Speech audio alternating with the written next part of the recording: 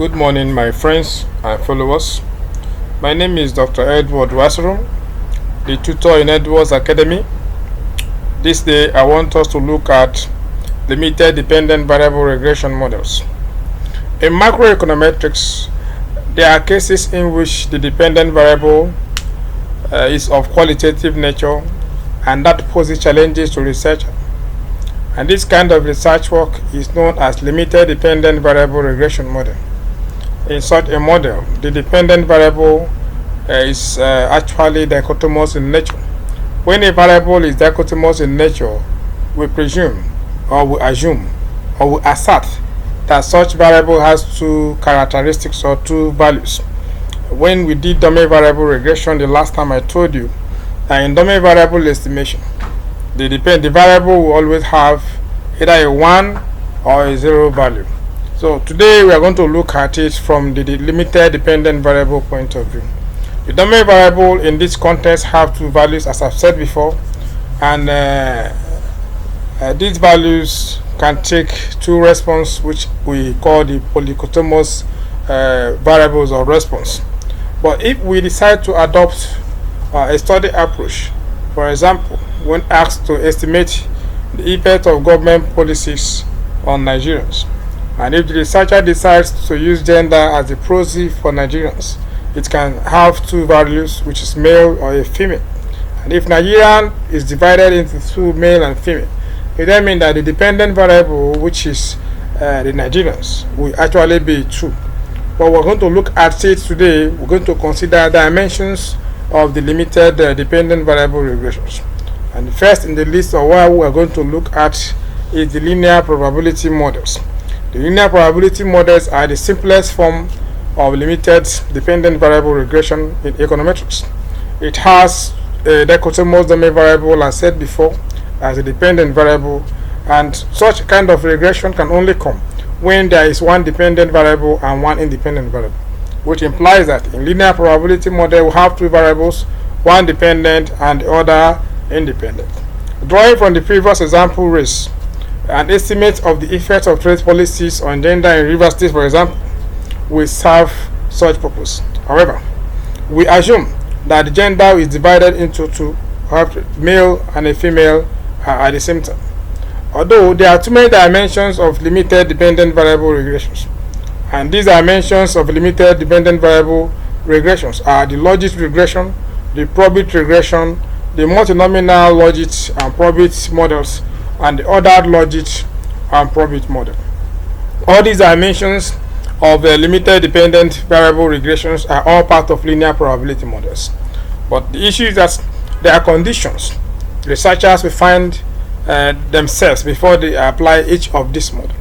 If we want to look at the logit regression model as the first case study in this interpretation, the logit, or what they call the logistics regression model, is the shortcoming, makes use of the shortcomings of the linear probability model. And the essence of the logistics regression model is because the logistics regression model is more realistic and non-linear, and it uses the maximum likelihood approach. In the logistics regression model, it is expected that the value or the variable under consideration is leptocortic in nature. And when a variable is leptocortic in nature, it means that the curtices of such a variable is more than 3. And in such a situation, we assume that such kind of distribution do not follow normal distribution.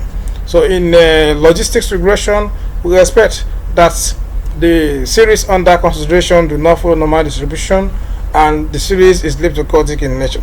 And while looking at the probit model, the probit model uses a logit model that has actually not been fitted. What do I mean by that? Remember that in a logit model, the cumulative distribution functions was used, but in probit estimation, it is expected that the variable under consideration is leptocortic in nature. And when a variable is leptocortic in nature, that kind of variable do not have normal distribution, and that means that the curtices value is less than 2. So in both probit model and logistics regression model, both series are all not normally distributed. So why this probability model, or why the probit model uses nonlinear estimation procedure. The 2-bit model is actually another form of dimension of the linear probability model that uses sensors data. So basically, we also have the multinomial 2-bit and 3-bit models, which actually enables us to consider a scenario where the dependent variable have too many dichotomous variables or series that require to be investigated. The last time I made mention of the fact that the 2-bit model, which is the last estimation procedure in the limited dependent variable regression. The 2-bit model uses sensors, the variable, and according to what I have in the screen, a regression model in which the observed range of the dependent variable is only partially known. And it was made famous by the research work of Tobin in 1950s. And we're going to look at these estimation procedures one after the other. But before we leave this evening, I want us to look at the limitations of the linear probability models. There are some limitations or shortcomings of this estimation procedure that actually makes it very, very unpopular among researchers. But this estimation procedure, most of the time, they are used in management sciences or some sections of social sciences to enable them is the estimation due to the fear of not having or having robust computation to face with. The first limitation of the linear probability models is that one, the regression line, which is also known as the coefficient of determination, the R-square, is not reliable, meaning that the R-square cannot be used as a reliable tool to ascertain or to give policy direction on the effect of the explanatory variables on the explained variable.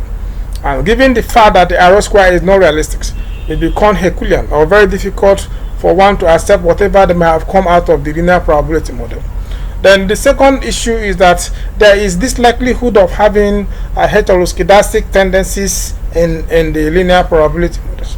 So the problem of the assumption of homoscedasticity is not always accepted in this kind of model, because the error term in most of these cases are not normally distributed. And since the error terms are not normally distributed, the value of the dependent variables are predicted and are usually greater than or lesser than 1. So we are going to 1 and 0 rather. So we are going to look at the estimation procedure in this 5 limited dependent variable regression approach. In our next video, we are going to use the eView statistical package to look at them one after the other. So I want you to follow up this series as we look at them one after the other, and also note that the interpretation procedure for all of this estimation, they are different from the normal OLX estimation procedure, because we actually recompute the coefficients that will be generated from our estimations with other series before we can come to a conclusion on the impact of the X on the Y. So for you to have that, please stay tuned to my next video as I expose to you more revealing secrets on how to perform the limited dependent regression model. So conclusively, I want to summarize by saying that in this kind of regression, we expect that the dependent variable will be a qualitative variable, while the independent variables will be quantitative variables. So it's on this condition alone that we consider the limited dependent variable